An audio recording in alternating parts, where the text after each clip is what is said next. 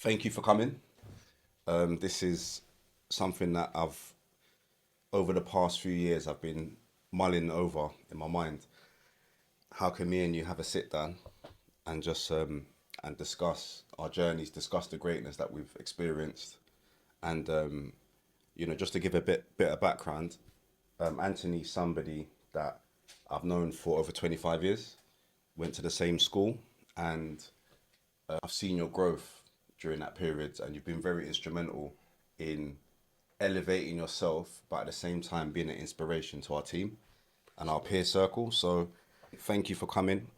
The whole concept of this discussion is there's a saying called food for thought, but this discussion is going to be wine for the mind.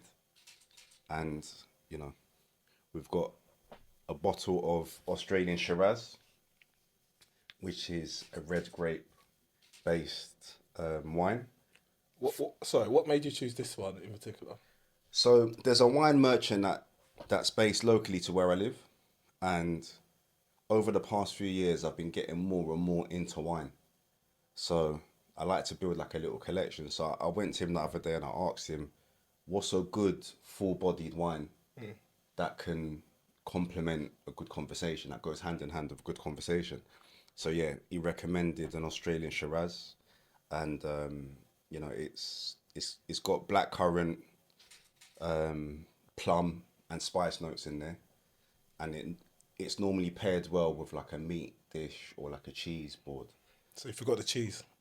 If you got the cheese, that goes hand in hand with the cheese, Yeah. and it sits very well with a good steak. Okay. Firstly, it'll be good to dive into your background. So I've got a series of questions that I'd Okay. like to ask you, That's fine. if you don't mind. Hopefully nothing controversial. Nothing 'Cause controversial. I've still got to ask you some questions. Okay, cool.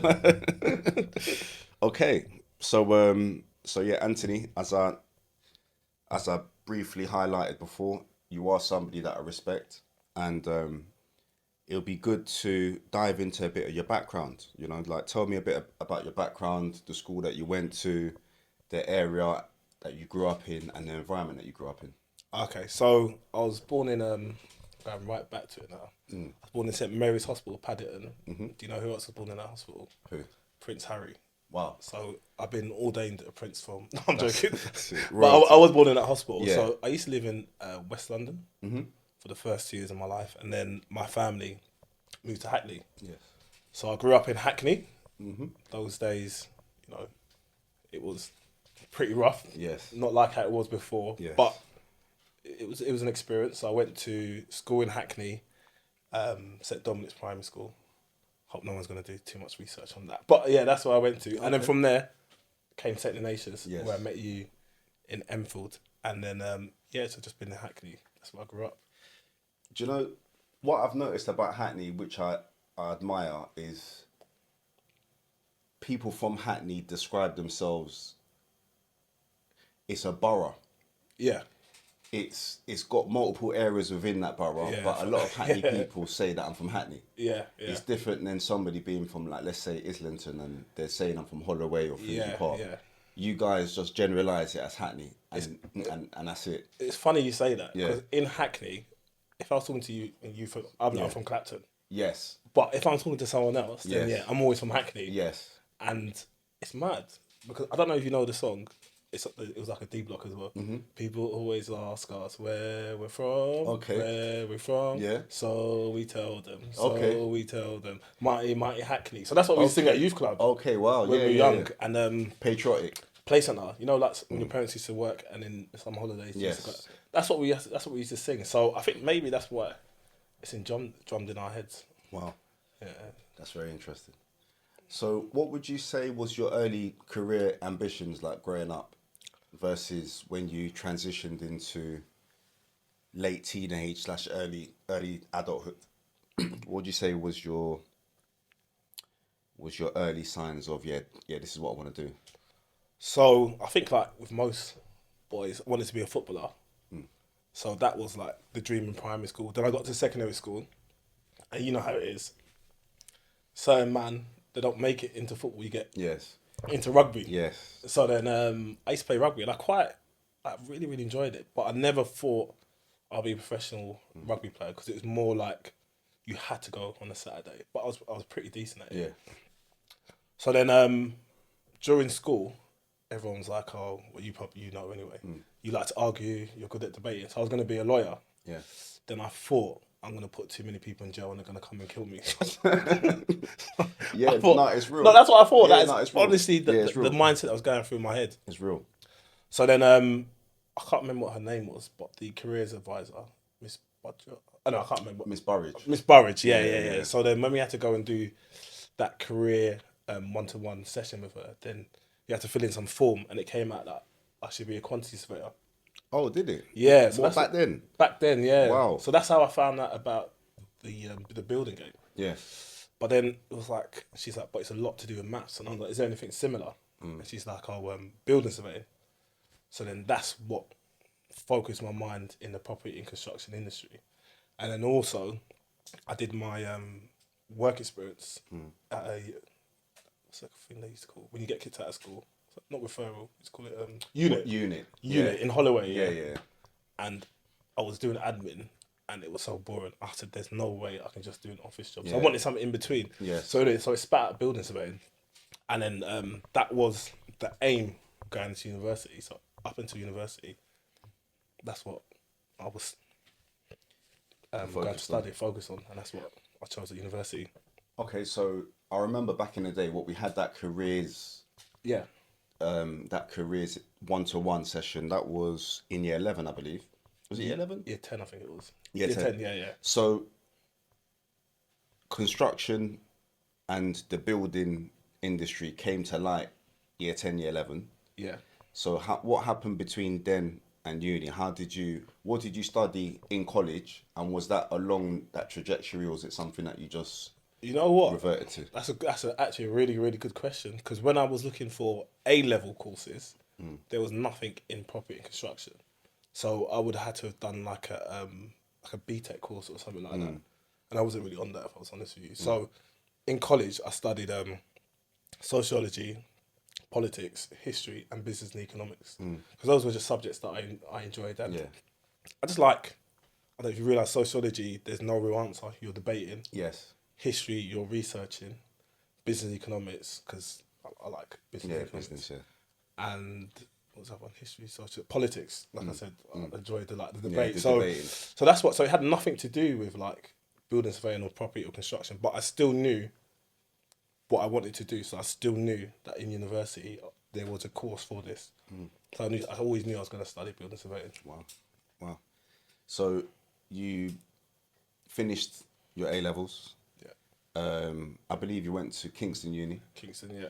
And what did you study? Was it property development? No, Property management. building surveying. Oh, building surveying. Yeah, building surveying. Okay, what, with the intention of sidestepping into construction, or what was your vision going into uni So and studying that course? yeah, so after A levels, so I got ABC, and I remember this is how my mind was at the time, that I could have gone to Reading, which is like a red brick university, or Yeah. Kingston. Yeah. I was like, I want to party. Yeah, of course. So Reading should have Yeah. been my first choice. Yes. Where's my second choice? Yes. And then Kingston was my first choice because there was the works and Brunel and Yeah. you know. Yeah. So anyway, so I went to university, and then I was solely focused on being a building surveyor. That was my aim. So I didn't know really much about property construction, but I was just on property surveying. That's what I was on. That's what I studied.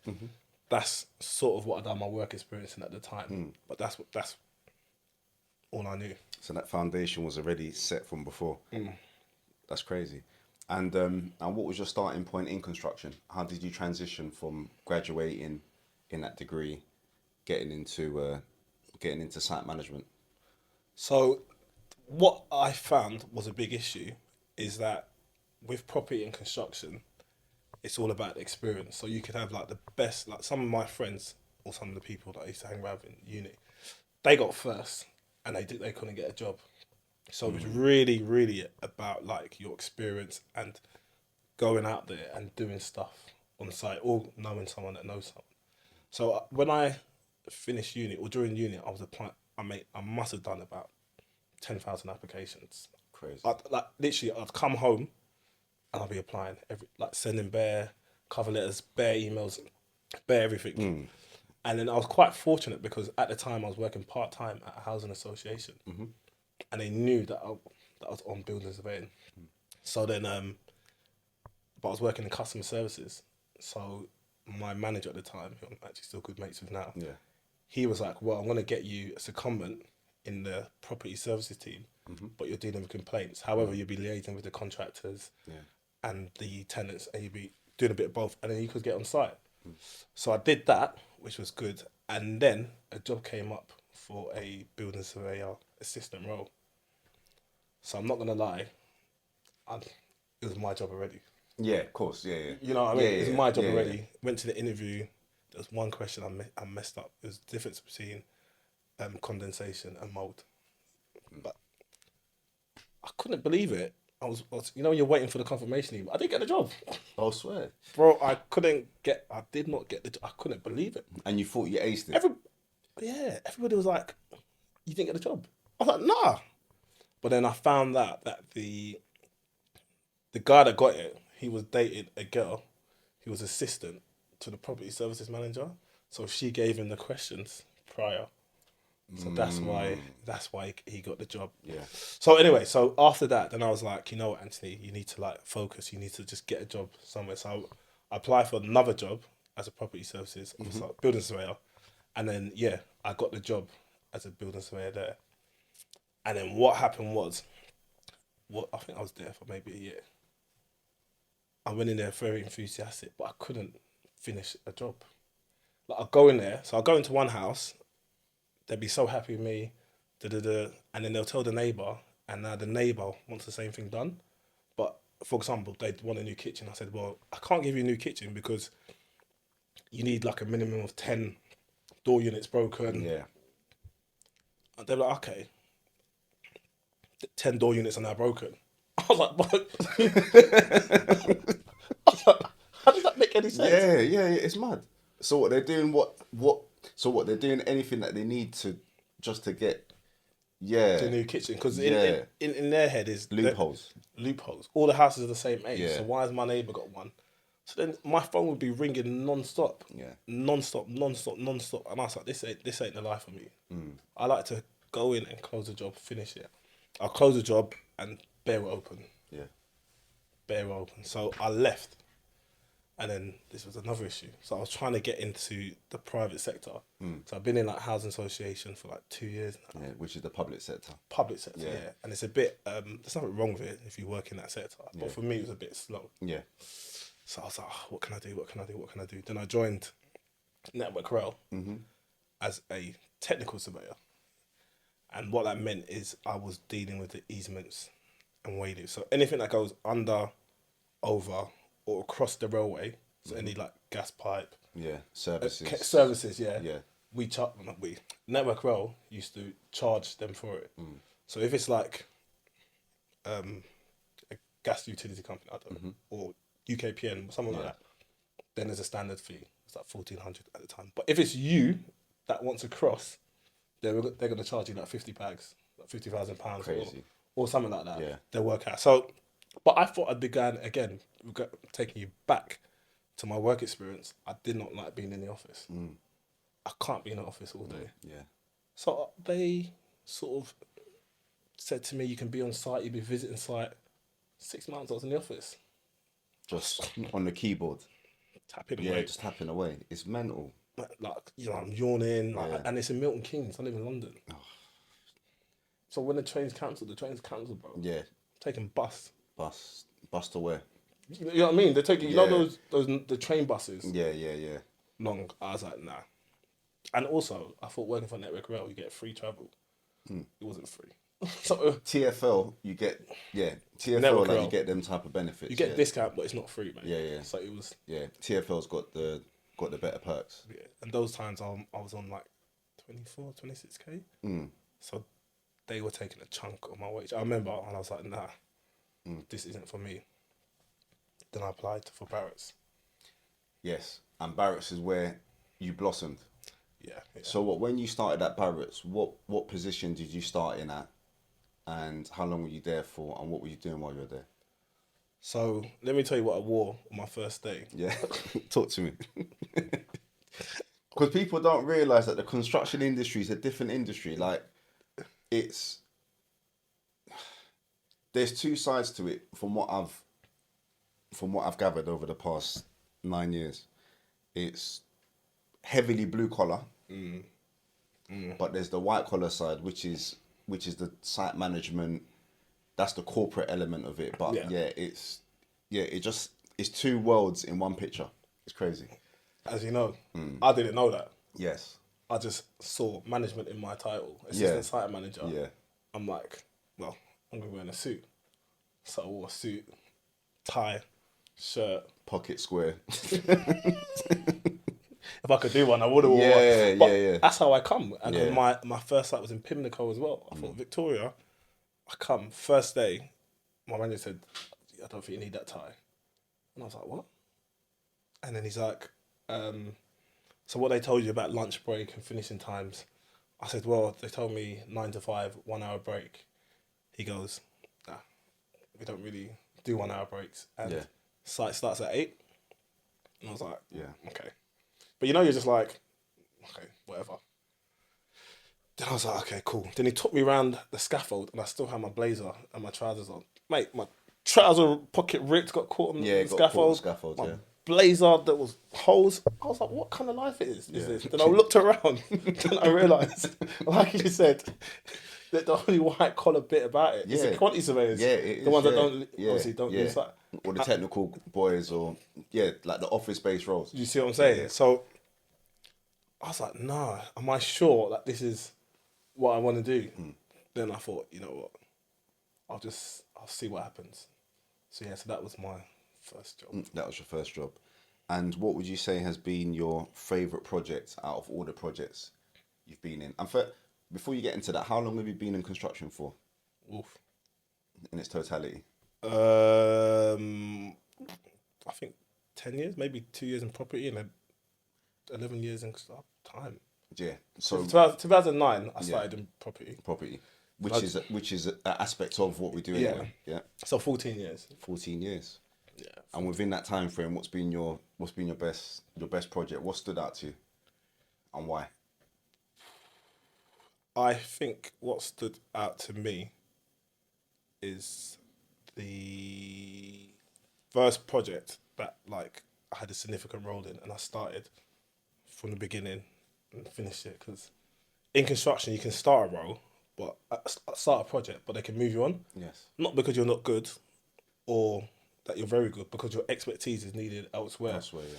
But when I worked for this company called RG Group, it was quite a small team. Yeah. So when you're on a project, you're going to finish a project. So Yes. that's the first time we did the Moxie Hotel. I was in it from like pre-construction Yeah. to like my last day was handover.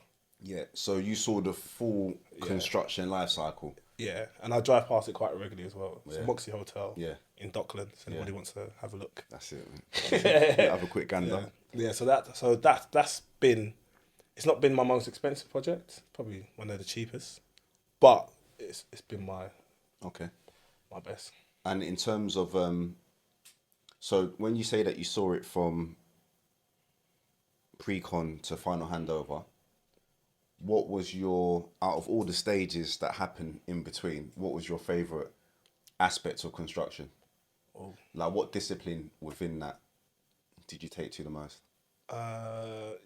That construction was a bit different. So it wasn't a it wasn't a reinforced concrete frame. Yeah. It was cross-laminated timber. Okay. So I always like when the building takes shape. So that was the first time I used that kind of building material. Yeah. So and it was so much headache. The design was headache. The cranes was headache. The contractors were headache. They were based in Scotland. Yeah. Getting them to come down. But when that bit was done, Yes. then that's my best part. I like to see the building. Yes. All the Like the painting structure. I don't care about the painting inside. I'm not- Yeah. So in construction we call that topping out.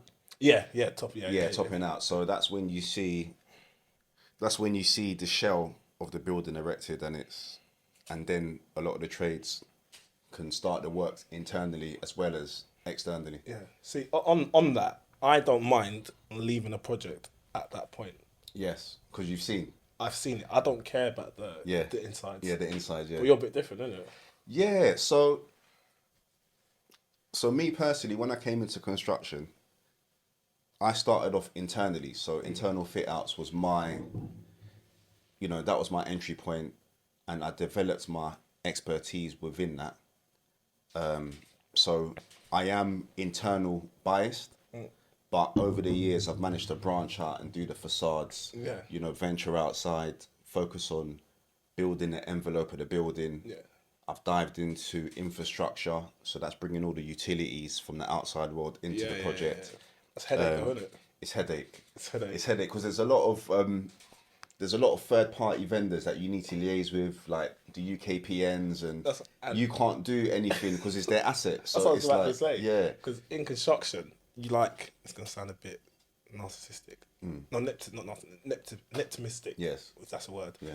But you want control in it. Yes. That's elements of the build you can control to an extent. Yeah. When it's a third party like UKPN, you Yes. have no control over that program, over that timeline. And that just messes up your Yeah. critical path in it. You're at the mercy. Yeah. You're at the mercy of these third parties.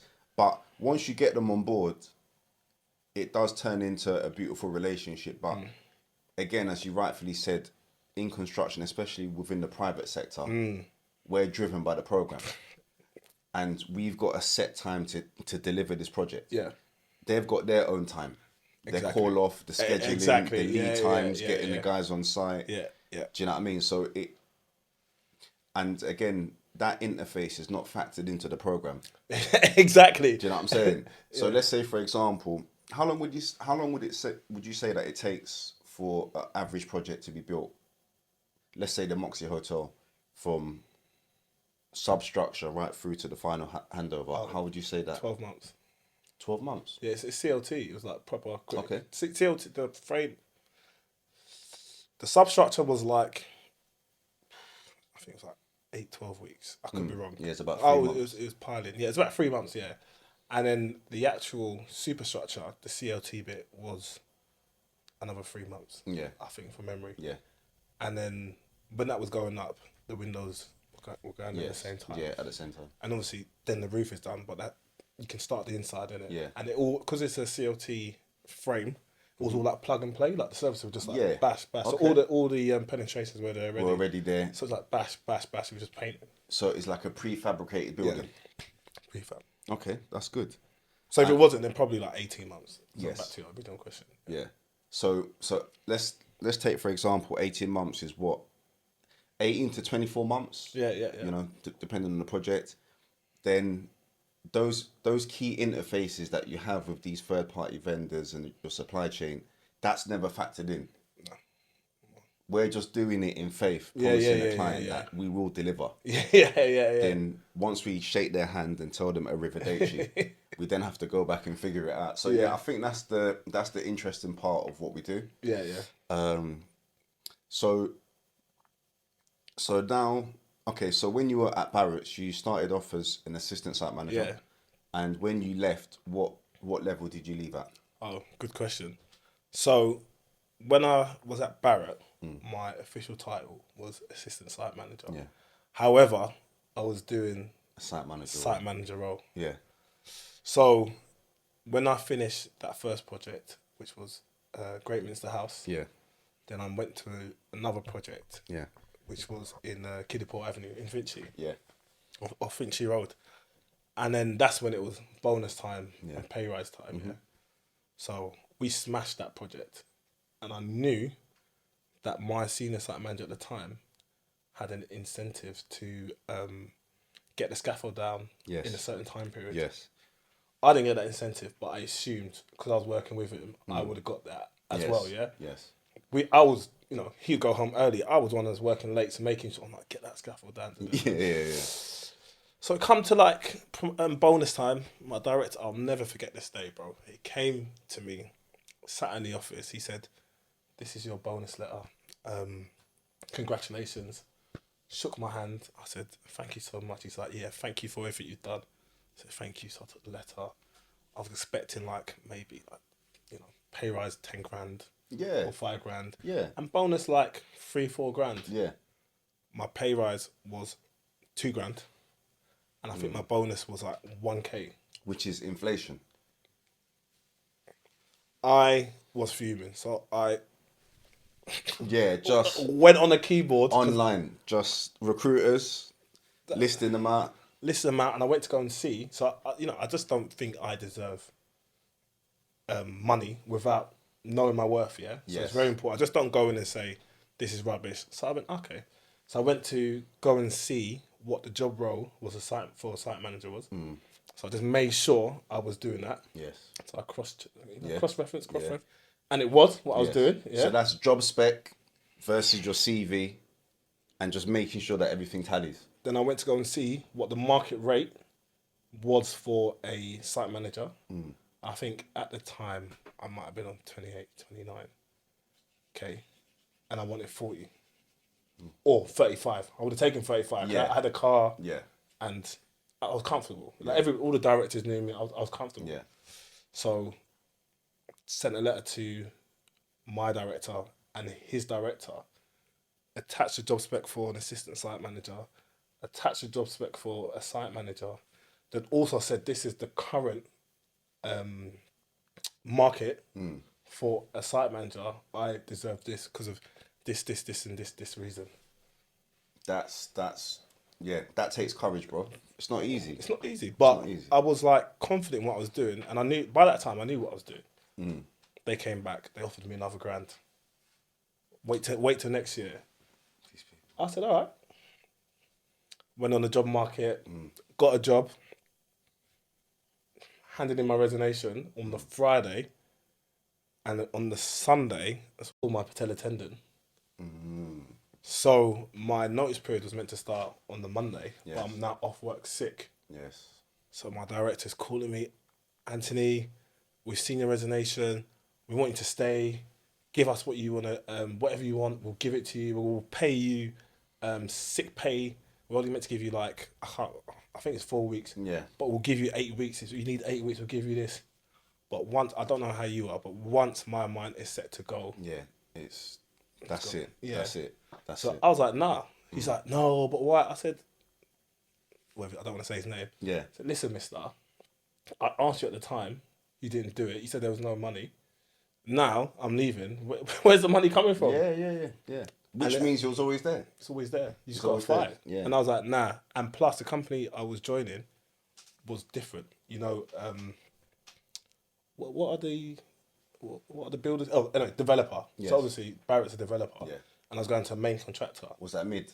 No, this was RG Group. RG Group, yeah? Okay. So I wanted to develop my skills in another part of construction, Yes. in main contracting. Yes. Like, how do they tender for jobs? Yes. How do they procure the subcontractors? Because Yes. you know, at the developers, these are the subcontractors you use. Yes.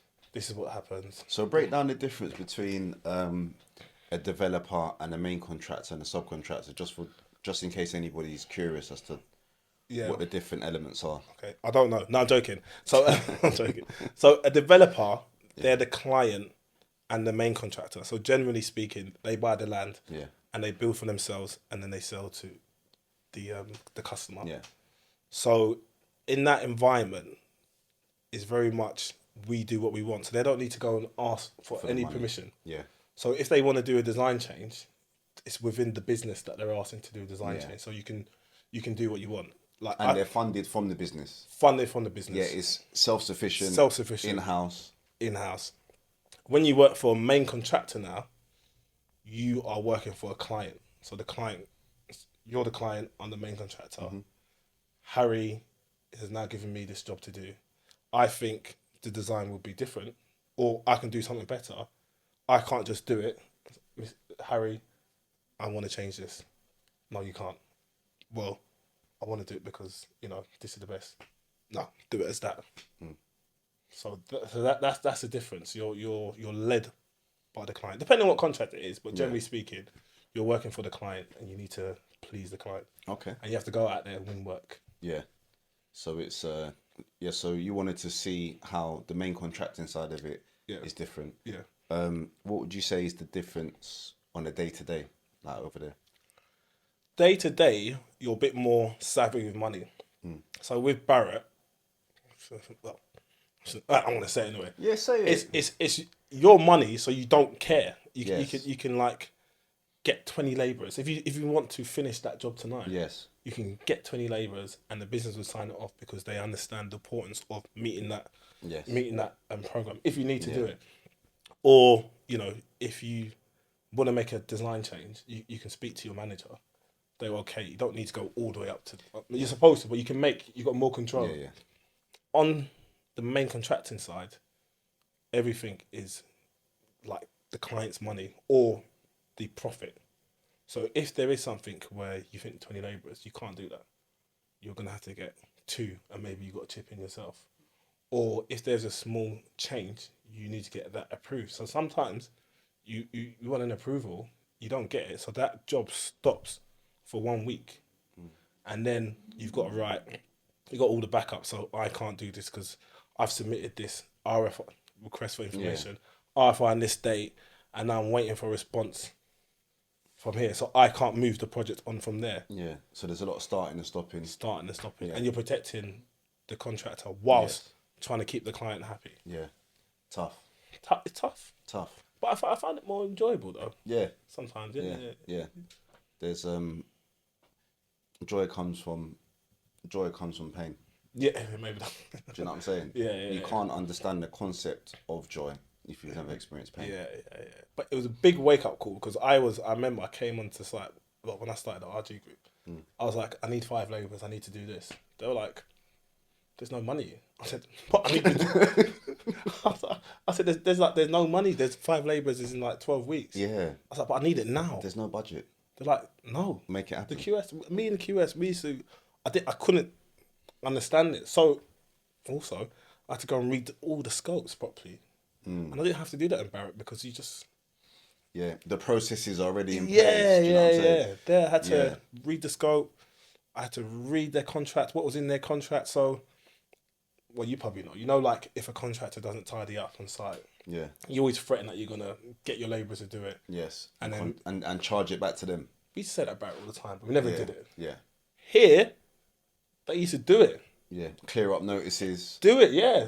Pictures, reports. They would send it to the QS. 100% do it. They'll process the payment, charge it back to the contractor. Yeah, then so all of a sudden, they're getting hit at the pocket, so they have to conform. They conform. Yeah. They conform. There's none of this like, oh, the developer's gonna do it. So that was the difference. Okay.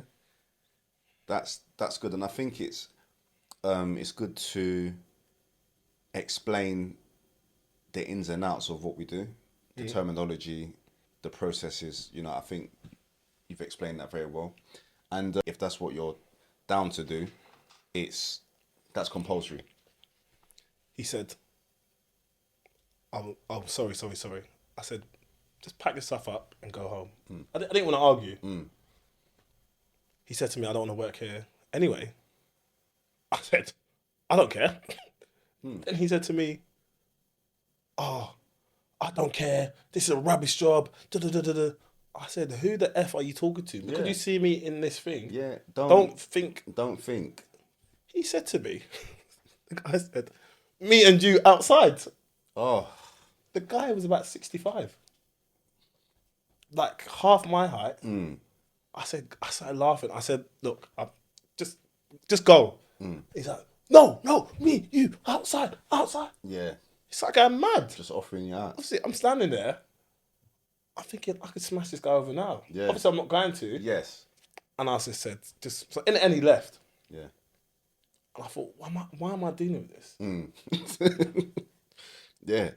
And that's the day-to-day challenges of what we do. Like, it's like we leave our homes. As soon as we walk through the site gates, it's like we're slaying dragons on a daily basis. It's just, it's mental. Mad. And then another story, the same site. So again, come down to the office. I don't know why I do that. When you're walking onto the site, you know how it is. Yeah, you're walking prodding along, and in your head you're thinking, I need to check. So I'm looking at the ground beam, I'm looking, and I got the drawing. I'm like, oh, you've done this wrong. He said, no, I haven't. I said, look at the drawing. Yeah, look at the You've drawing. done it wrong. He said, oh, but I've had to do it like this because that's the only way. I said it's wrong. Strip it back and start again. He said, I can't. You do it. I'm like, who are you talking to? I'm like, who are you talking to? He said, I'm going to call my boss, the subby. I said, call your boss. Put him on the phone to me. Yeah. I don't care. Yeah. What? You're going to start this again. Yeah. Strip it Whether back. it's you or whether there's what did I say to him? I said, whether it's you or 1,000 of you, this is going to get stripped back and done properly. He said, no. I said, you are. I said, furthermore, leave site and not come back again. Yeah. He's like, I don't care. Like, who are you shouting at? He came back to apologise next time. I said, but you're not coming to work here again. Yeah. Who do you think you are? Yeah. You know what I mean? So anyway. Yeah. So back to your original question. Yeah. So I had enough of that. Yeah. I had enough. That contention. I thought, mate, before I do something mad, or someone tries to do something mad to me, it's just best I leave that environment. Yeah, so then now I work client side. So the client side is now not working as a main contractor. I am the one that The end user. end user and issues the project to the contractor. Say, we've got this project, we want you to build it. And the difference is now as a senior site manager, project manager, you look at the costs and the quality in the program, everything. But now I really have to dig into the costs. Yeah. Because we don't have a QS. Yeah. So I mean, we have like a QS we employ, but not that works for my company. Yeah. And also, there's a lot of answering back to the business. So that's the main difference. You're not on site. I think I visit site like once a week or once every 2 weeks, depending on what kind of project it is. The program, I got to drill it in, and because I've been on their side as well, I know all their tricks. You know the tricks. So sometimes I'm like, come on, guys. Yeah.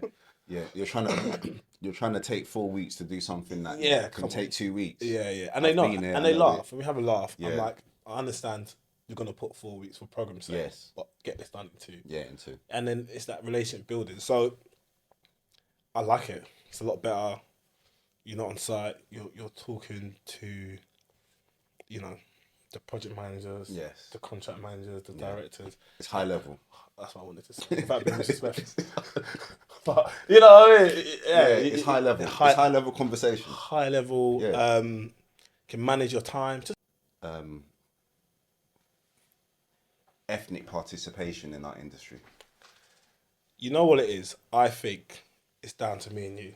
Yeah. And the reason why I say that is because I didn't really know about this kind of role growing up. Like, I didn't know anyone's parents that were in this kind of industry. And I think that if we show them that there is this kind of industry about, and that building is not about plumbing and electric, you can do that and they make very, very good money. Yeah. Or bricklaying. But I think that's what people do. They don't also know there's a management side to it. Which they might want to do, or even that, as an electrician, you can make £400 or £500 a day. Some people don't know that, so I think it's down to us to show the awareness, which I know we're going to come on to later about that. But I think without us showing other people what we do, you can't leave it to the companies, because the person in the company that's showing it doesn't look like me and you, so. You can't leave it to them. We need to be out there and say, look, this is what we've done. This is what you can do. 100%. And there's loads of different roles. Yeah. There's quantity surveyors, technical managers, document control. You can work in finance and construction. There's loads of stuff you can do. BIM. Loads of stuff. Modelling. So so basically what it sounds like you're saying is that it's not just about working within the 4 walls of a company. No. And earning a good living, because we do earn a good living. And it's funny because construction ranks the 6th out of 19 industries that govern our economy. So we're in the top 6 for highest paying sectors. But again, as you rightfully said, people don't know this. They don't know it. Yeah, people don't know it. So I'm in full agreement. There's definitely a lot more to do. And we just need to take what we're doing outside of the walls of the businesses that we work for. Yeah, for sure. Anthony, it's been great conversation. You're a legend, and I just wish you more successes in everything that you do.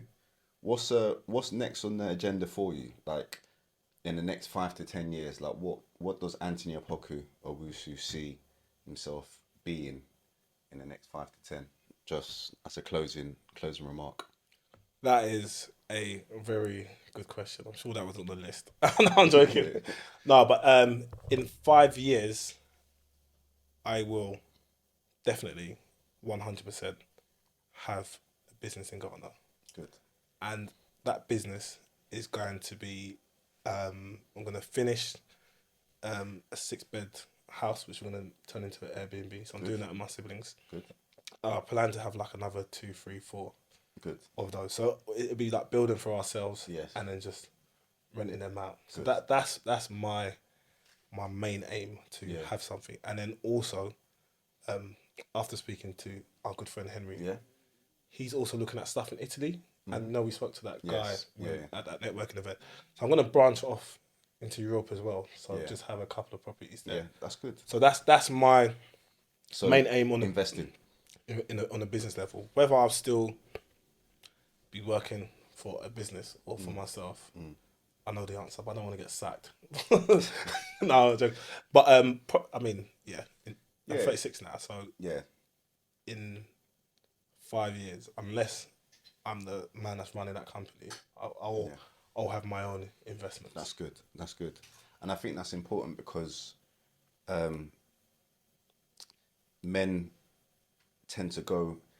transition financially from 35, Yeah. but they hit their financial stride between 45 and 50.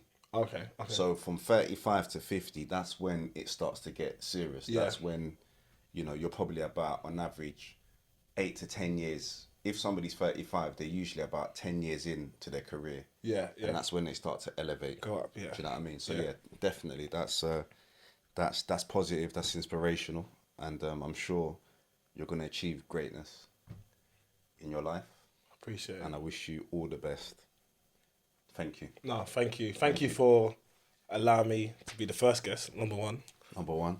Numero uno. And I appreciate your kind words, and I just want to big you up as well, because, this is something I think everybody's been sort of encouraging you to do for a long, long time. Yeah. So I'm Why glad. do you think that is?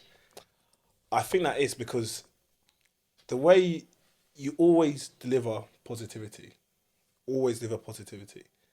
and you do it in a funny way. So sometimes you laugh, and it will take people. Okay, let me give an example. So you used to have a saying, I had to go to the mountains. And I used to laugh. I used to like really, really laugh. Like, what's this geezer talking about? Going to the mountains. Then it's a bit, no, I don't care. I'll say it. So when I broke up with my ex at the time, I was like, oh, I need to like reset. I need to like learn what I'm doing. I need to like find myself. I was like, you know what? I need to go to the mountains. 100%. I need to go by myself and reevaluate life, see where I am, and do what I'm doing. So I was like, oh, this guy talks sense. So those little gems that you do, you don't know the impact it has on people's life. I even said to you one time, remember, I was like, oh, maybe you should write a book on your quotes. Yes, I remember you did say that. Yeah, because I remember you did say that. you say stuff like One Nation, bringing everyone together. Everybody says it. And when you say it, you're like, everyone's like, oh, you know what? That actually makes sense. So I think your positivity, your motivation is done with a laugh, it's done with a joke. But I think people take it, and it might not be the first time they hear it. Yeah. It might have been the 1,000th time they hear it. Yeah. But they will come back To that. Yeah. and think, rah, that was a good saying. And that's why you doing this now is people be able to access it anywhere, rather than having to see you, because sometimes the motivation be once a year. Yeah. No, I'm very I've changed over the past, let's say, 10 years. So initially I was a full-blown extrovert, which is, somebody that gets their energy from the outside and they internalize it. And, through life, different challenges, the changes, the elevation and mindset, I've now moved along the scale more central towards like an ambivert. So I like to socialize and do what I need to do with my people. I get energy from people naturally, but I also appreciate isolation.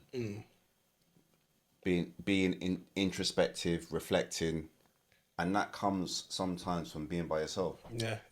And that's what going to the mountains meant. It's, do you know what I mean? It's having that ability to separate. Which is not easy.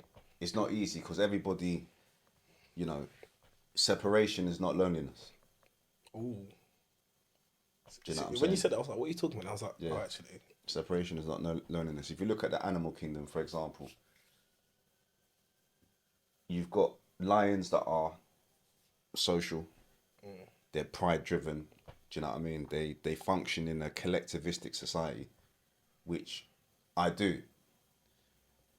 But you got the tigers that know how to fend for themselves Yeah. on their ones, cuz. Do you know what I mean? Yeah. So it's having the versatility to do both. Yeah. And that's what I've evolved into. So yeah, no, that's you know, thank you for your kind words, man. You know, and who knows, you know, you might end up being a part of the journey. But we'll see how things go. Appreciate it.